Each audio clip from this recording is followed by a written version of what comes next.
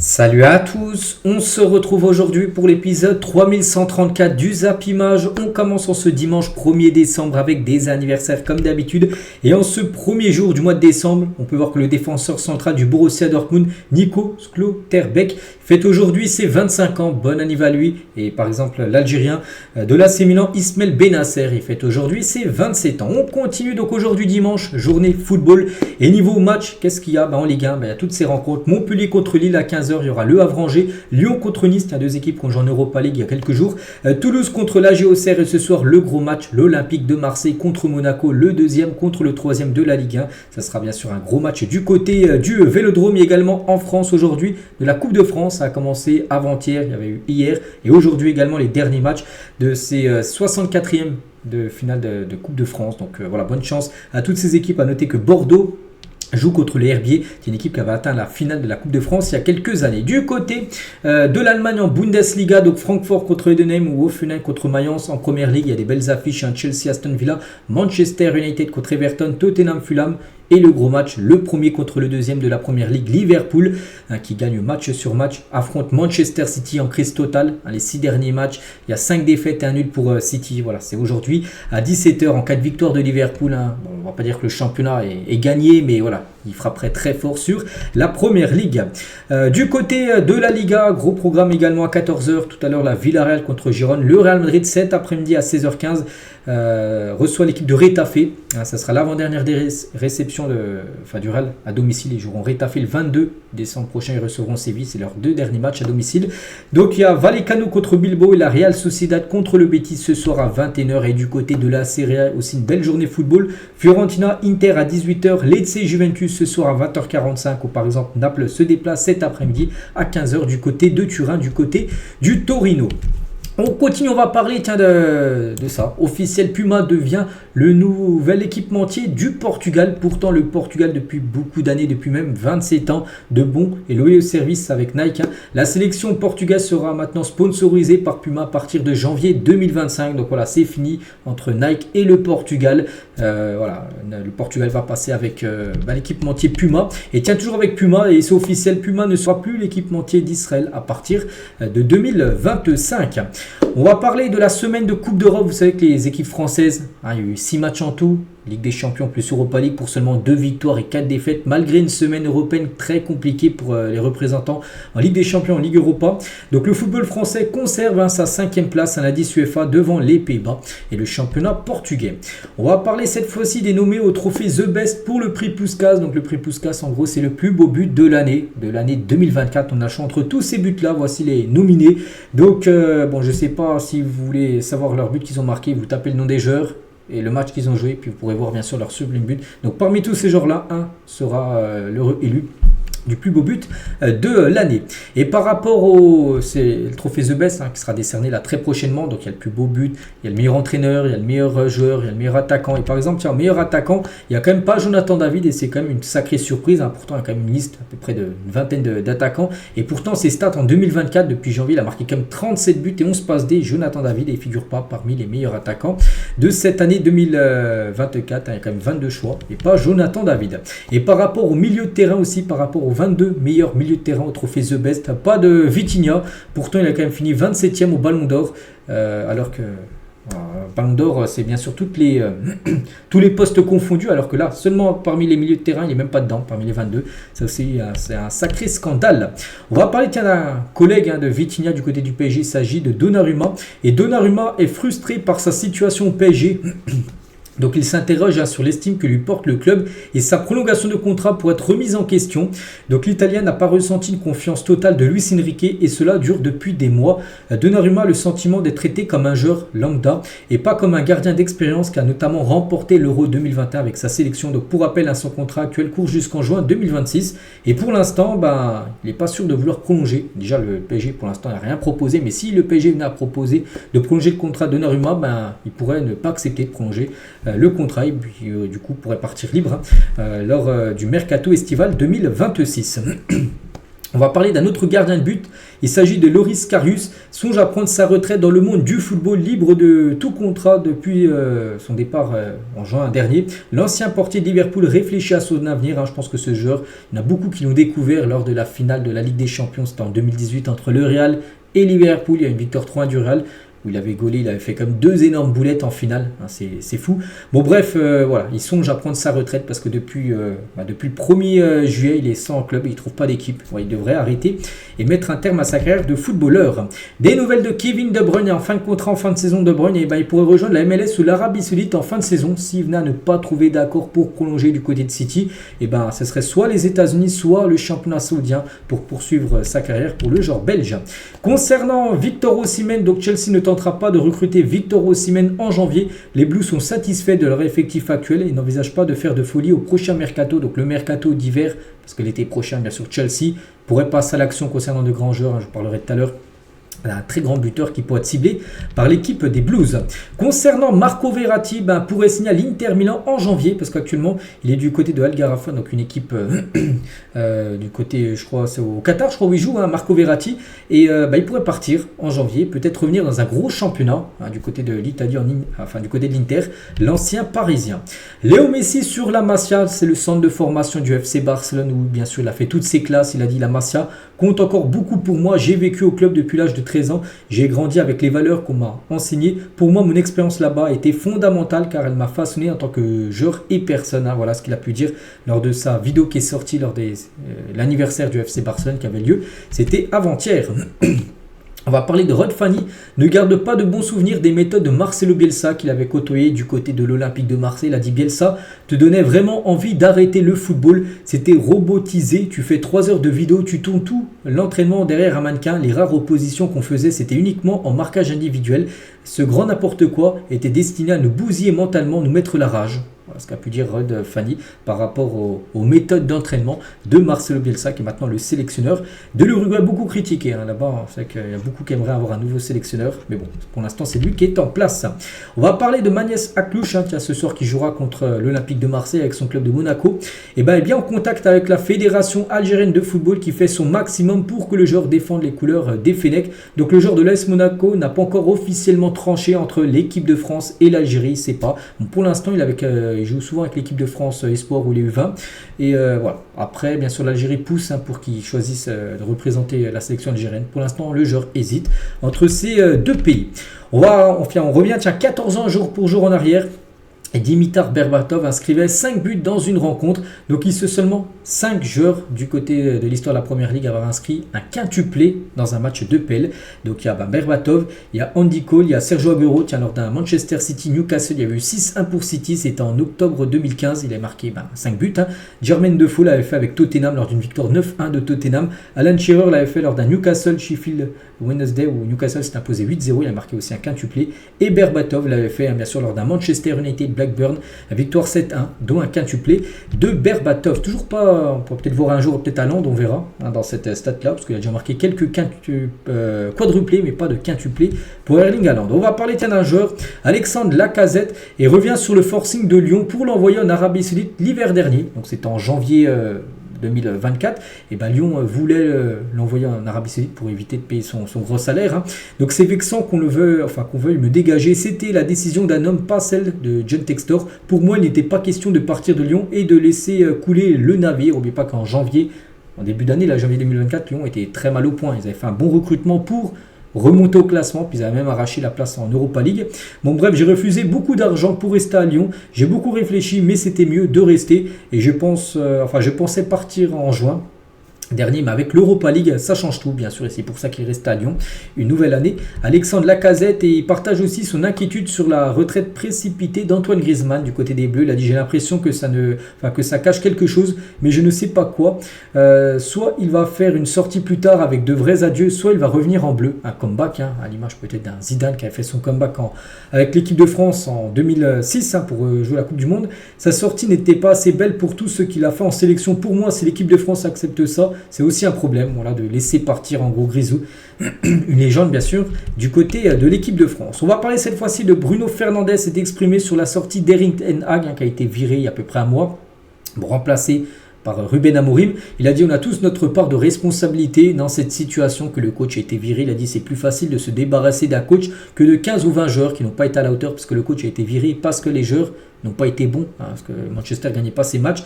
Mais maintenant on est concentré sur le futur et on va assimiler les idées de Ruben Amorim le plus vite possible pour essayer de gagner le maximum de matchs. À Manchester, aujourd'hui, n'oubliez pas qu'ils ont gagné leur dernier match.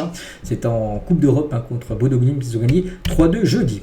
Nouvelle promotion de DAZN pour regarder la Liga en intégralité. Donc dans le cadre de l'opération Black Friday, le diffuseur baisse ses prix à 15 euros. Alors, on va arrondir à 15 euros.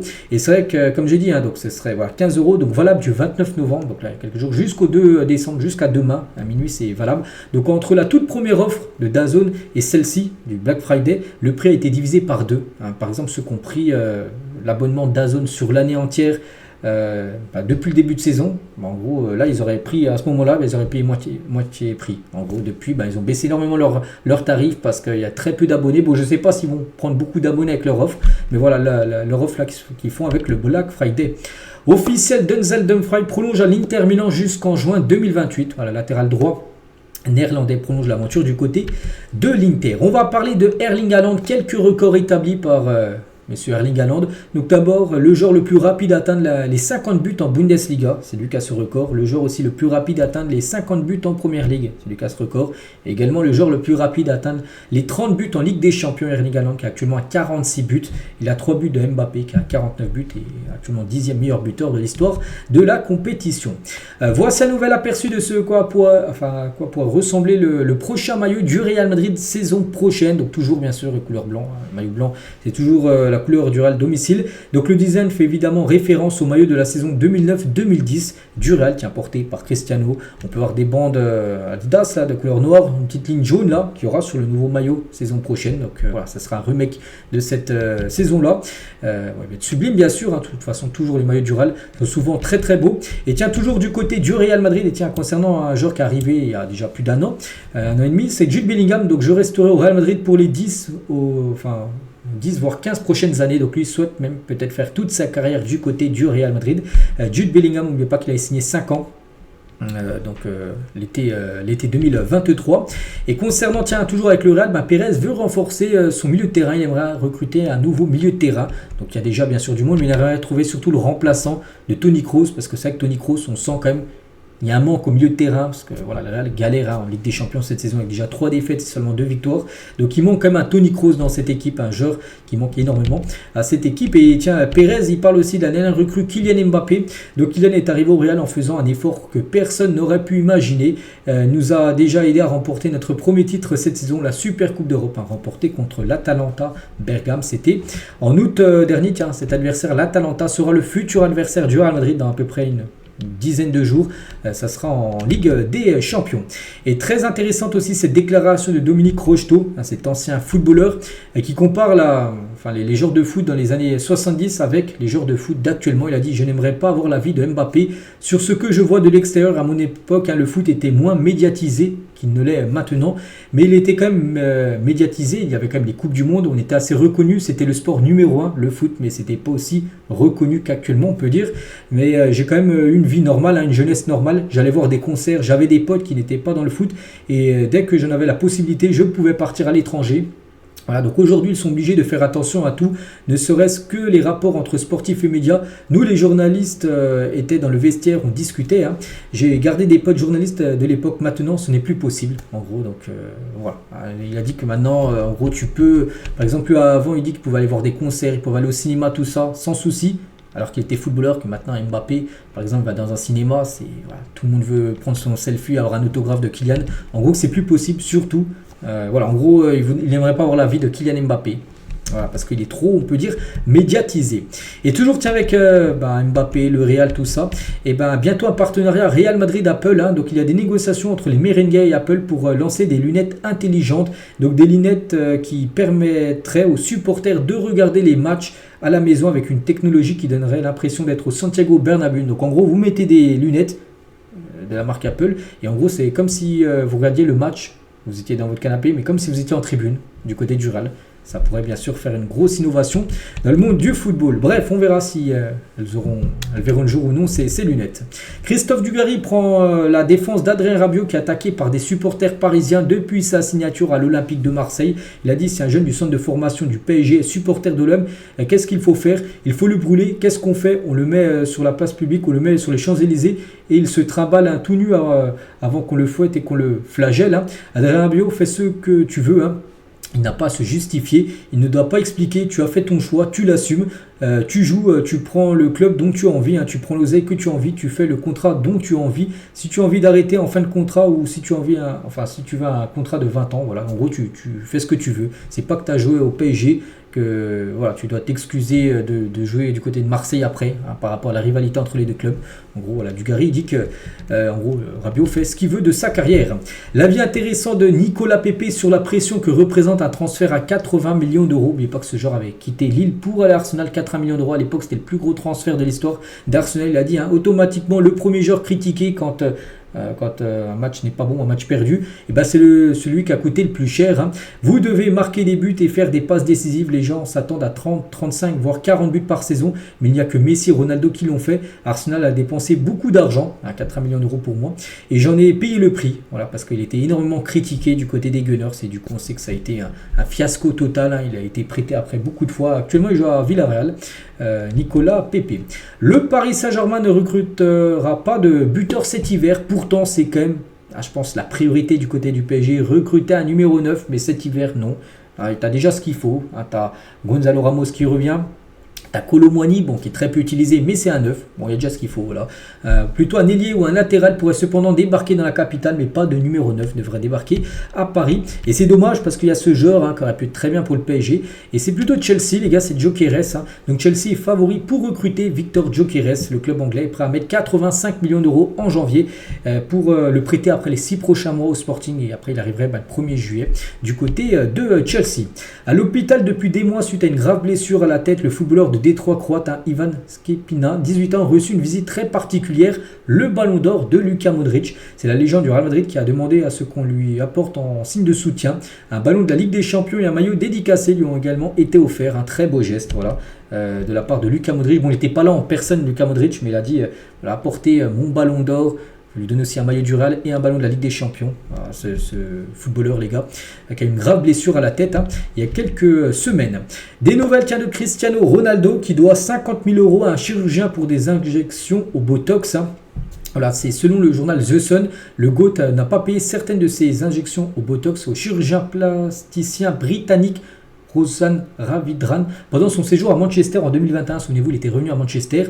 Il avait fait des injections, en gros, qu'il n'a jamais payé, Cristiano Ronaldo. Donc le spécialiste, en gros, le chirurgien, devrait poursuivre en justice Cristiano Ronaldo si ce dernier ne paye pas la note de 48 000 euros.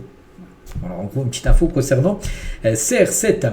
On va parler d'Ayoub Boadi, 17 ans, est sur le point de rejoindre la sélection marocaine. Donc le milieu du LOSC a obtenu sa carte nationale marocaine par la fédération et attend son passeport pour finaliser son changement de nationalité sportive. Parce qu'actuellement, pourtant, il joue avec l'équipe C, du U20 de l'équipe de France. Il a même joué avec les espoirs, l'équipe B, lors du dernier rassemblement. Et il pourrait peut-être choisir maintenant le Maroc. On parlait tout à l'heure de Haklouch qui réfléchirait entre la France et l'Algérie. Donc lui, les gars, il aurait choisi le Maroc. C'est dommage, parce que c'est quand même des sacrés joueurs, en gros, qui disent non à l'équipe de France. Le président de l'Atlético de Madrid, Enrico Cerezo, dément les rumeurs concernant un potentiel départ de Diego Simeone. Il a dit: nous sommes contents de l'entraîneur, nous avons un bon groupe, nous sommes pratiquement dans les 3 premiers, donc je ne comprends pas pourquoi les gens parlent de la question de savoir si l'entraîneur va rester ou partir. Ce qui nous intéresse, c'est de gagner aujourd'hui. Ni l'entraîneur ni personne d'autre ne va partir. Voilà.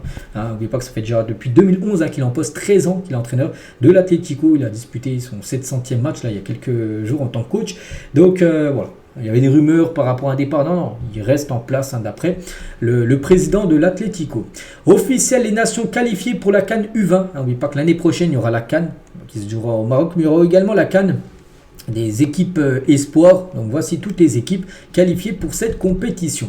Et tiens, toujours sur le continent africain, on va parler d'Achraf Hakimi qui vise le ballon d'or africain. N'oubliez pas que ce sera décerné. Puis il y a une liste de 5, avant il y a une liste de 10 qui a été réduite à 5 et Hakimi toujours dedans par rapport au ballon d'or africain qui succédera à Victor Osimhen qui a remporté le dernier ballon d'or. Donc j'espère le gagner. Donc en parlant du ballon d'or africain, mais si ce n'est pas le cas, je suis content d'en être déjà là et d'être parmi les 5 joueurs. Donc il y a lui, je crois, il y a Lookman, je ne sais plus il y a qui d'autre. J'ai plus les noms en tête, Guirassy je crois, qui est aussi présent dedans. Il n'y a pas de Mohamed Salah, pourtant il aurait pu être aussi un grand candidat pour remporter ce prix. L'Argentine de Lionel Messi devrait jouer un match amical du côté de Kerala en Inde l'année prochaine en 2025. Voilà, il y a une grosse communauté, beaucoup de supporters de la sélection argentine sont en Inde et du coup un match devrait être organisé entre l'Argentine et l'Inde l'année prochaine. Voilà. On va parler de William Saliba sur les trophées dont il rêve le plus. Il a dit tout d'abord la Coupe du Monde en premier. C'est un trophée qu'il aimerait remporter. Ensuite la Ligue des Champions et la Première Ligue. On va dire les plus gros trophées. Donc déjà la PL, on verra. Il a déjà été proche, mais il n'a toujours pas remporté. Là, cette saison, il va falloir essayer de gêner Liverpool, qui est très fort. La Ligue des Champions, Arsenal peut aller loin. Bon, ils n'ont toujours pas remporté. Et la Coupe du Monde, on verra dans 2 ans s'il la remportera avec l'équipe de France. Et si je suis le meilleur défenseur du monde, il a dit pas le meilleur, l'un des meilleurs. Oui, je pense, mais je dois faire beaucoup plus pour être le meilleur. C'est vrai qu'il fait partie, je pense, du top 10, un des meilleurs défenseurs actuellement au monde. Et je pense pas que c'est le numéro 1. Par rapport à cette distinction-là. Le LOSC doit dédommager le Racing Club de Lens à hauteur de 60 000 €. Qu'est-ce qui s'est passé? C'était lors du dernier derby du Nord, qui a déjà eu un mois. Il y a eu beaucoup de choses cassées. Donc il s'agit de la facture des dégâts causés par les supporters lillois en parkage à Lens. Des sièges ont été cassés ainsi que des toilettes vandalisées. Du coup, ça monte la note à 60 000 €. Et ils vont devoir payer à Lille cette somme pour réparer tout ce qui a été cassé. Recruté 30 millions d'euros l'été dernier, l'Olympique de Marseille très satisfait de la signature de Mason Greenwood. Donc le joueur s'est bien intégré dans le vestiaire et plutôt proche d'Amin Harit, Geoffrey Delange, donc un gardien qui a été recruté, qui le martyrise aux entraînements. Et le jeune Bakola ou encore les Canadiens du vestiaire, où il est très proche.